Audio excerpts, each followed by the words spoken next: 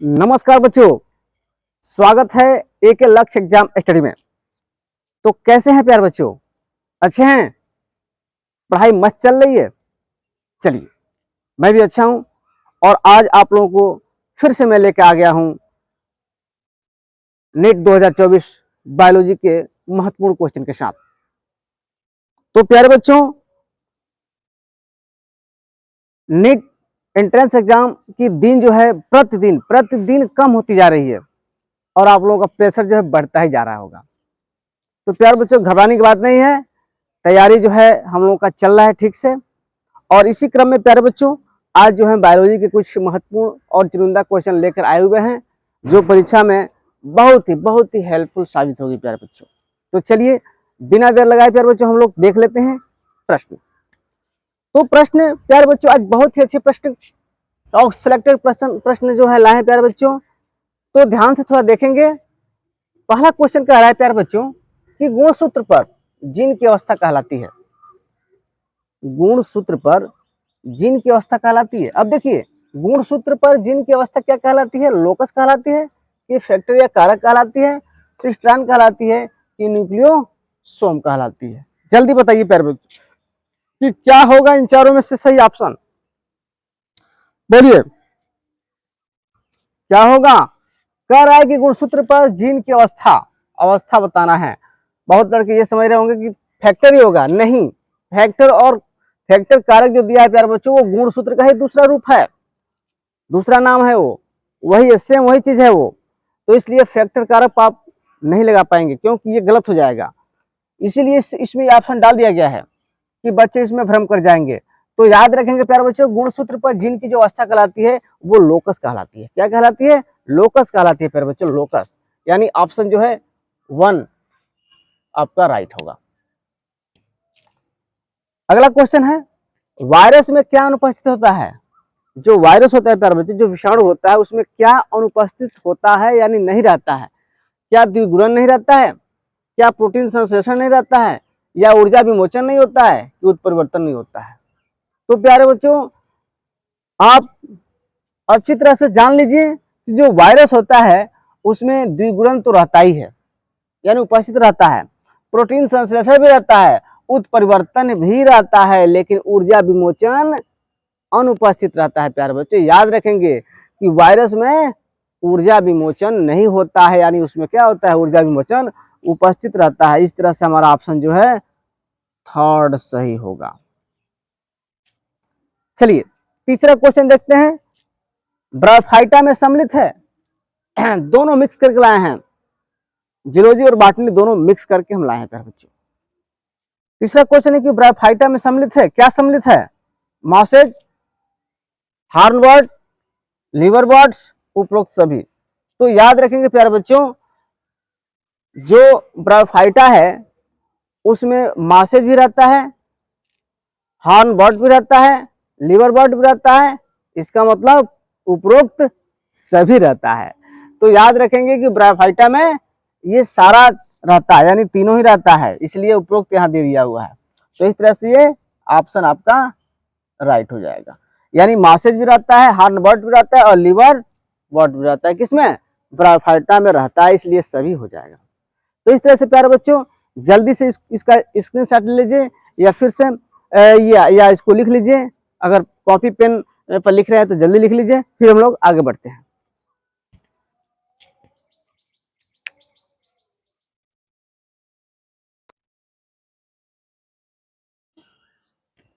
हाँ प्यारे बच्चों, तो अब हम लोग क्वेश्चन नंबर 4 पर पहुंचते हैं।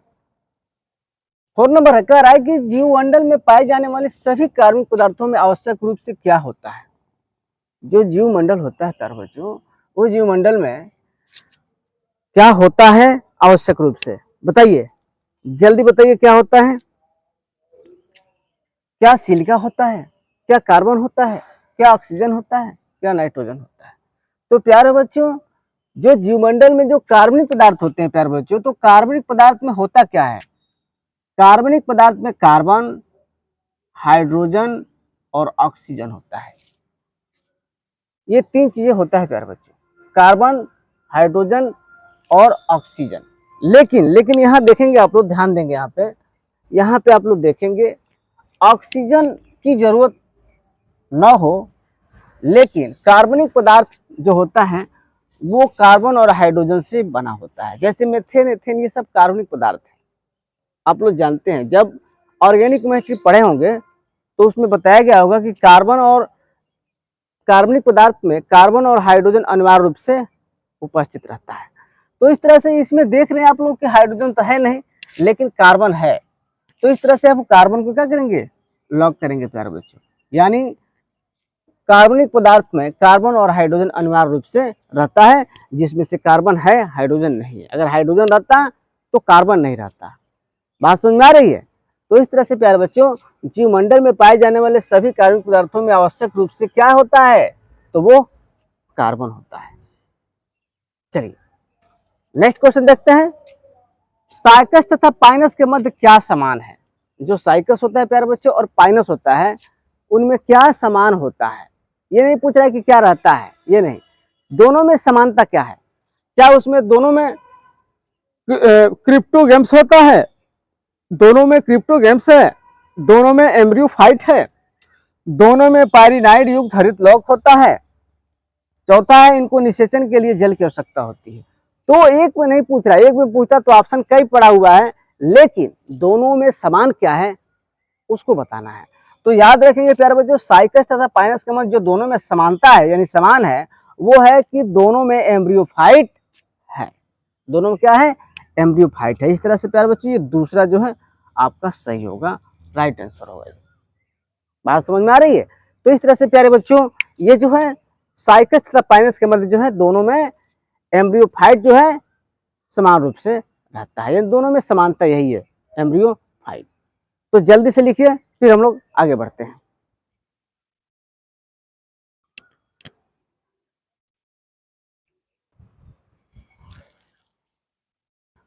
हाँ तो प्यारे बच्चों अब हम लोग 6 क्वेश्चन पहुंचते हैं। 6 क्वेश्चन कह रहा है कि निम्नलिखित में से कौन सा विविधता लाने वाले नए आनुवंशिक संयोजन को उत्पन्न करता है? क्या वो लैंगिक जनन है, क्या बीजांडकाय बहुभ्रूणता है, कायिक जनन है कि अनिषेक जनन है? बताइए कौन सा विभिन्नता लाने वाले नए आनुवंशिक संयोजन को उत्पन्न करता है? बताइए जल्दी बताइए, फास्ट कमेंट बताइए।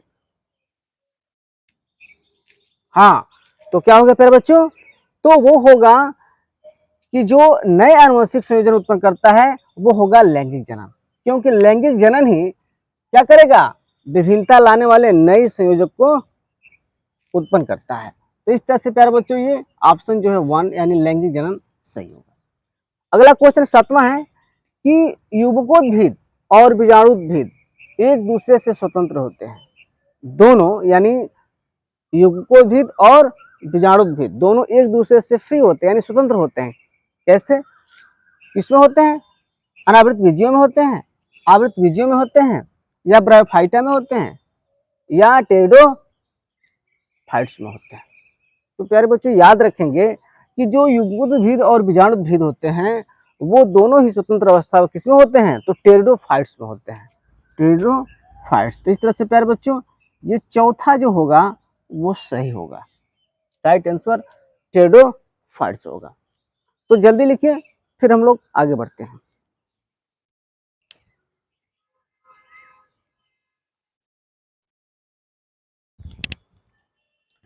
हाँ तो प्यारे बच्चों अब हम लोग क्वेश्चन नंबर 8 पर पहुंचे हैं। 8 कह रहा है कि जल हायासिंथ और जल कुमुदिनी में परागण किसके द्वारा होता है? बहुत ही अच्छा क्वेश्चन है प्यारे बच्चों, क्योंकि इसमें अधिकतर बच्चे फंस जाएंगे। देखने में आसान है लेकिन एकदम फंस जाएंगे। अब देखिए कह रहा है कि जल हायासिंथ और जल कुमुदी में परागण किसके द्वारा होता है? क्या पक्षी द्वारा होता है, कि चमगादड़ द्वारा होता है, कि जल द्वारा होता है, कि कीट या पवन द्वारा होता है?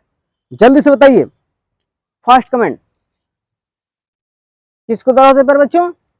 हाँ तो याद रखेंगे प्यारे बच्चों, ये जल है तो जल मत मार दीजिएगा, क्योंकि बहुत बच्चे कहते हैं कि जल जल लिखा हुआ है तो जल रहता है, इसका मतलब कि जल द्वारा ही इसका परागण होता है, लेकिन ऐसा बिल्कुल नहीं है। क्योंकि इसमें जो जल हायासिंथ जो है और जल कुमुदी में है, इसमें जो परागण होता है प्यारे बच्चों वो कीट या पवन द्वारा होता है। बोलो, बोले थे ना कि अधिकतर बच्चे इस पे फंस जाएंगे, क्योंकि अधिकतर बच्चों का आंसर जो है यही आएगा, जल ही आएगा। तो इस तरह से प्यारे बच्चे याद रखेंगे, ये पूछा गया प्रश्न है, नीट में ये पूछा गया है। तो इस तरह से याद रखेंगे कि कीट या पवन द्वारा इसमें परागण होता है। चलिए नेक्स्ट देखते हैं, प्रोटोनीमा।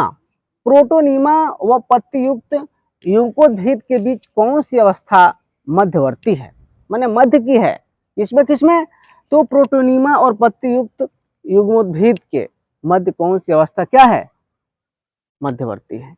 क्या वो बीजाणु है, क्या कलिका है, कि प्रोथेलस है, या थैलाब शरीर है। तो याद रखेंगे ये तीनों में ना बीजाणु मध्यवर्ती है, ना प्रोथेलस है और ना ही थैलाब शरीर है, बल्कि क्या है, तो कलिका है प्यारे बच्चों, कलिका ही है जो दोनों के बीच क्या है, मध्यवर्ती है। चलिए अगला क्वेश्चन देखते हैं 10th, पादप जिनमें संवहनी उत्तक बीजाणु निर्माण मिलता है लेकिन बीजों का अभाव होता है। यानी कह रहा है कि पादप माने ऐसे पौधे जिनमें संवहनी उत्तक और बीजाणु निर्माण मिलता है लेकिन क्या अभाव रहता है, बीज का अभाव होता है प्यारे बच्चों, बीजों का क्या होता है, अभाव रहता है, यानी नहीं होता है। क्या वो ब्रायोफाइट है, क्या वो टेरिडोफाइट है, क्या ये जिम्नोस्पर्म है या एंजियोस्पर्म है, जल्दी बताइए प्यारे बच्चों। कि संवहनी बीजाणु उत्तक होता है, बीजाणु का निर्माण होता है लेकिन बीज का अभाव रहता है प्यारे बच्चों। तो है क्या, याद रखेंगे प्यारे बच्चों, टेरिडोफाइट है, क्या है, टेरिडोफाइट है प्यारे बच्चों, वो है टेरिडोफाइट। तो जल्दी से लिखिए, फिर हम लोग आगे बढ़ते हैं।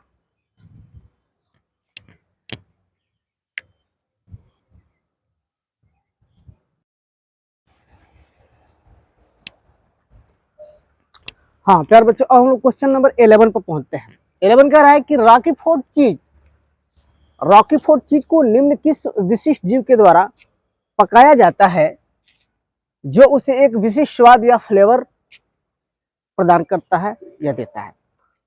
क्या वो जीवाणु द्वारा पकाया जाता है, या एक्टिनोमाइसिस्ट द्वारा, या साइनोबैक्टीरिया द्वारा, या कॉक द्वारा, बताइए बताइए इन चारों में से किसके द्वारा रॉकीफोर्ड चीज को विशिष्ट जीव द्वारा पकाया, मतलब इस जीव द्वारा पकाया जाता है जिसमें एक विशिष्ट क्या आता है, फ्लेवर आता है या उसका स्वाद आता है, बताइए। तो याद रखेंगे प्यारे बच्चों कि वो कवक द्वारा, वो विशिष्ट जीव क्या है, कवक है प्यारे बच्चों, यानी कवक द्वारा ही उसे क्या होता है, पकाया जाता है, जिसकी वजह से एक विशिष्ट स्वाद या फ्लेवर मिलता है। चलिए अगला देखिए क्वेश्चन नंबर 12, निम्नलिखित में से कौन सा हार्मोन एमिनो अम्ल से व्युत्पन्न होता है, इन चारों में से किसके द्वारा, एपिनेफ्रिन द्वारा, एक्सडाइसोन द्वारा, एक्स्ट्राडियोल द्वारा, एस्ट्रियोल द्वारा, जल्दी बताइए कि किसके द्वारा, मतलब ये हार्मोन्स यानी एमिनो अम्ल से व्युत्पन्न होता है। निम्नलिखित में से कौन सा हार्मोन जो है एमिनो अम्ल से व्युत्पन्न होता है। तो याद रखेंगे प्यारे बच्चों, एपिनेफ्रिन द्वारा जो है एमिनो अम्ल उत्पन्न किया जाता है, व्युत्पन्न होता है। तो इस तरह से प्यारे बच्चों ये पहला आंसर सही होगा, एपिनेफ्रिन जिसको बोलते हैं प्यारे बच्चों, क्या है, एपिनेफ्रिन। तो इस तरह से प्यारे बच्चों ये क्वेश्चन हमने लेकर आया, बहुत ही इंपॉर्टेंट और सिलेक्टेड क्वेश्चन था। ये प्रश्न कैसे लगा, ये वीडियो आपको कैसे लगा, ये कमेंट बॉक्स में जरूर कमेंट करेंगे और बताएंगे। जो भी अगर डाउट होगा वो कमेंट बॉक्स में जरूर लिखेंगे, ताकि उसमें हम क्या करें, जो भी डाउट हो उसको क्लियर कर दें। तो इस तरह से प्यारे बच्चों ये हमारा वीडियो कैसे लगा कमेंट बॉक्स में जरूर कमेंट करेंगे। और हाँ, इसके बाद हम और इसके बाद जो है अच्छे अच्छे क्वेश्चन को चुन करके लाएंगे, जो एकदम नीट 2024 के लिए बहुत ही उपयोगी साबित होगा। तो प्यारे बच्चों ये हमारा वीडियो कैसा लगा कमेंट बॉक्स में जरूर कमेंट करेंगे। और अगर हमारे चैनल से नए हैं तो प्लीज़ हमारे चैनल को सब्सक्राइब कर दीजिए, ताकि नोटिफिकेशन जो है सबसे पहले आपके मोबाइल पहुंचे। तो इस तरह से प्यारे बच्चों, लव यू, बाय बाय।